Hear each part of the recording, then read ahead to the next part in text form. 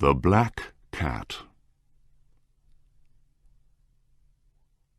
You are not going to believe this story, but it is a true story, as true as I sit here writing it, as true as I will die in the morning.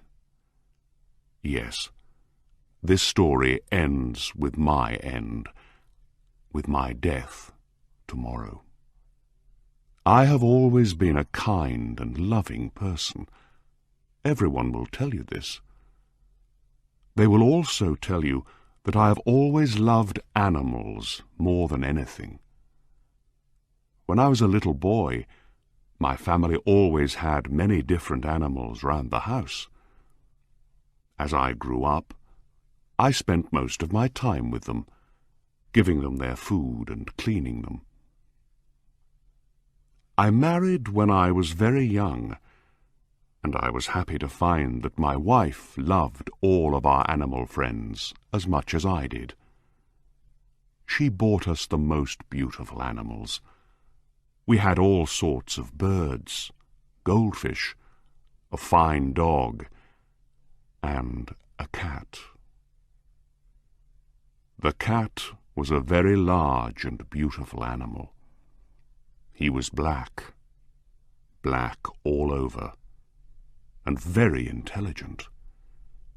He was so intelligent that my wife often laughed about what some people believe. Some people believe that all black cats are evil, enemies in a cat's body. Pluto, this was the cat's name, was my favorite. It was always I who gave him his food, and he followed me everywhere. I often had to stop him from following me through the streets. For years, he and I lived happily together, the best of friends. But during those years, I was slowly changing. It was that evil enemy of man called drink who was changing me. I was not the kind, loving person people knew before. I grew more and more selfish. I was often suddenly angry about unimportant things.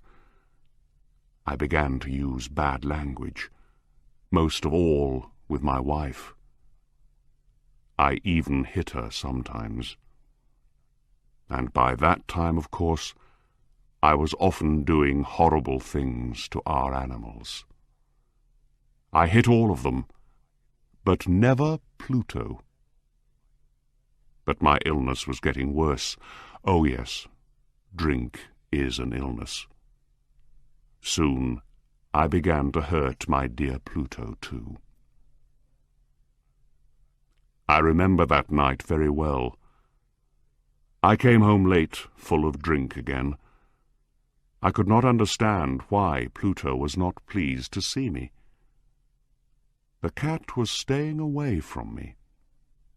My Pluto did not want to come near me. I caught him and picked him up, holding him strongly. He was afraid of me, and bit my hand. Suddenly, I was not myself any more. Someone else was in my body, someone evil and mad with drink. I took my knife from my pocket, held the poor animal by its neck, and cut out one of its eyes. The next morning, my mind was full of pain and horror when I woke up. I was deeply sorry. I could not understand how I could do such an evil thing. But drink soon helped me to forget. Slowly the cat got better. Soon he felt no more pain. There was now only an ugly, dry hole where the eye once was. He began to go round the house as usual again. He never came near me now, of course, and he ran away when I went too close. I knew he didn't love me any more. At first I was sad, Then, slowly, I started to feel angry. And I did another terrible thing. I had to do it. I could not stop myself. I did it with a terrible sadness in my heart, because I knew it was evil. And that was why I did it. Yes, I did it because I knew it was evil. What did I do? I caught the cat and hung him by his neck from a tree until he was dead. That night I woke up suddenly. My bed was on fire. I heard people outside shouting, "Fire! Fire!" Our house was burning. I, my wife, and our servant were lucky to escape. We stood and watched as the house burned down to the ground. There was nothing left of the building the next morning. All the walls fell down during the night, except one, a wall in the middle of the house. I realized why this wall did not burn, because there was new plaster on it. The plaster was still quite wet. I was surprised to see a crowd of people next to the wall. They were talking and seemed to be quite excited. I went closer and looked over their shoulders. I saw a black shape in the new white plaster. It was the shape of a large cat hanging by its neck.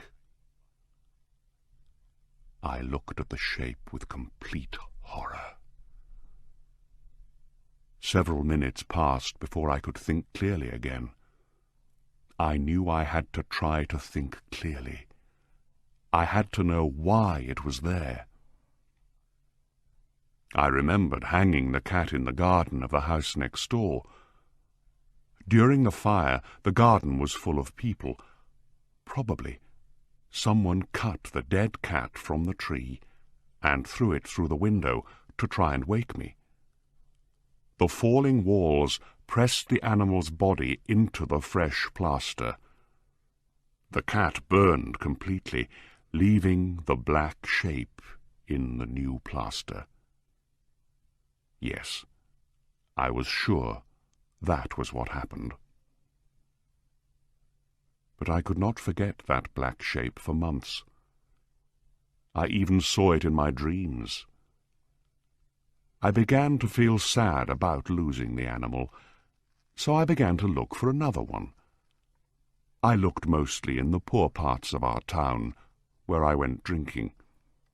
I searched for another black cat of the same size and type as Pluto. One night, as I sat in a dark and dirty drinking house, I noticed a black object on top of a cupboard near some bottles of wine. I was surprised when I saw it. I looked at those bottles a few minutes ago, I thought, and I am sure that object was not there before. I got up and went to see what it was. I put my hand up, touched it, and found that it was a black cat.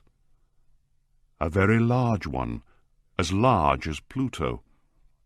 He looked like Pluto, too, in every way but one.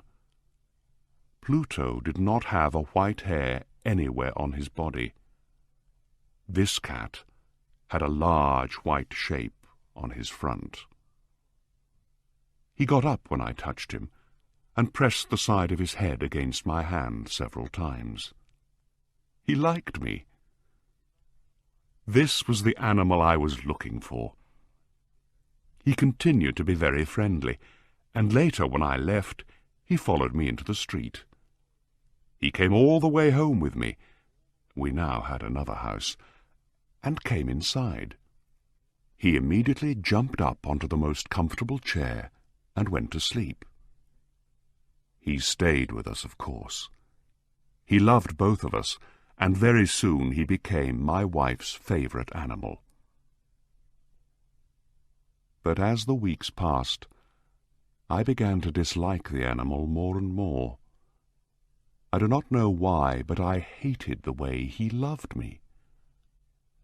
Soon I began to hate him. But I was never unkind to him. Yes, I was very careful about that. I kept away from him because I remembered what I did to my poor Pluto. I also hated the animal because he only had one eye. I noticed this the morning after he came home with me. Of course, this only made my dear wife love him more. But the more I hated the cat, the more he seemed to love me. He followed me everywhere, getting under my feet all the time. When I sat down, he always sat under my chair. Often he tried to jump up on my knees. I wanted to murder him when he did this. But I did not. I stopped myself because I remembered Pluto, but also because I was afraid of the animal. How can I explain this fear? It was not really a fear of something evil, but then how else can I possibly describe it? Slowly, this strange fear grew into horror. Yes, horror. If I tell you why, you will not believe me. You will think I am mad. Several times, my wife took the cat and showed me the white shape on his chest. She said the shape was slowly changing. For a long time I did not believe her, but slowly, after many weeks, I began to see that she was right. The shape was changing. Its sides were becoming straighter and straighter. It was beginning to look more and more like an object. After a few more weeks, I saw what the shape was. It was impossible not to see.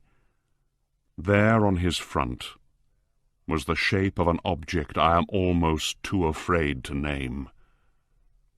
It was that terrible machine of pain and death. Yes, the gallows. I no longer knew the meaning of happiness or rest. During the day, the animal never left me. At night, he woke me up nearly every hour. I remember waking from terrible dreams and feeling him sitting next to my face, his heavy body pressing down on my heart. I was now a very different man. There was not the smallest piece of good left in me. I now had only evil thoughts. The darkest and the most evil thoughts. I hated everyone and everything, my dear wife, too. One day she came down into the cellar with me to cut some wood. We were now too poor to have a servant. Of course, the cat followed me down the stairs and nearly made me fall. This made me so angry that I took the axe and tried to cut the animal in two. But as I brought the axe down, my wife stopped my arm with her hand. This made me even more angry, and I pulled her hand away from my wrist, lifted the tool again, brought it down hard, and buried it in the top of her head. I had to hide the body. I knew I could not take it out of the house. The neighbors noticed everything. I thought of cutting it into pieces and burning it. I thought of burying it in the floor of the cellar. I thought of throwing it into the river at the end of the garden. I thought of putting it into a wooden box and taking it out of the house that way. In the end, I decided to hide the body in one of the walls of the cellar. It was quite an old building near the river, so the walls of the cellar were quite wet and the plaster was soft. There was new plaster on one of the walls, and I knew that underneath it the wall was not very strong. I also knew that this wall was very thick. I could hide the body in the middle of it. It was not difficult. I took off some plaster, took out a few stones, and made a hole in the earth that filled the middle of the wall. I put my wife there, put back the stones, made some new plaster, and put it on the wall. Then I cleaned the floor and looked carefully round. Everything looked just as it did before. Nobody would ever know. Next, I went upstairs to kill the cat. The animal was bringing me bad luck. I had to kill it. I searched everywhere, but I could not find him. I was sure it was because of my wife's murder. He was too clever to come near me now. I waited all evening, but I did not see the evil animal. He did not come back during the night either. And so for the first time in a long time I slept well. When I woke up the next morning, I was surprised to see that the cat still was not there. 2, 3 days passed, and there was still no cat. I cannot tell you how happy I began to feel. I felt so much better without the cat. Yes, it was he who brought me all my unhappiness. And now, without him, I began to feel like a free man again. It was wonderful. No more cat. Never again. Several people came and asked about my wife, but I answered their questions easily. Then, on the 4th day, the police came. I was not worried when they searched the house. They asked me to come with them as they searched. They looked everywhere, several times. Then they went down into the cellar. I went down with them, of course. I was not a bit afraid. I walked calmly up and down, watching them search. They found nothing, of course, and soon they were ready to go. I was so happy that I could not stop talking as they went up the stairs. I did not really know what I was saying. "Good day to you all, dear sirs," I said. "Yes, this is a well-built old house, isn't it? Yes, a very well-built old house. These walls— Are you going, gentlemen? These walls are strong, aren't they?" I knocked hard on the part of the wall where my wife was. A voice came from inside the wall in answer to my knock. It was a cry, like a child's. Quickly it grew into a long scream of pain and horror. I saw the policemen standing on the stairs with their mouths open. Suddenly they all ran down in a great hurry and began breaking down the wall. It fell quickly, and there was my wife, standing inside. There she was, with dried blood all over her head, looking at them. And there was the cat, standing on her head, his red mouth wide open in a scream, and his one gold eye shining like fire. The clever animal. My wife was dead because of him, and now his evil voice was sending me to the gallows.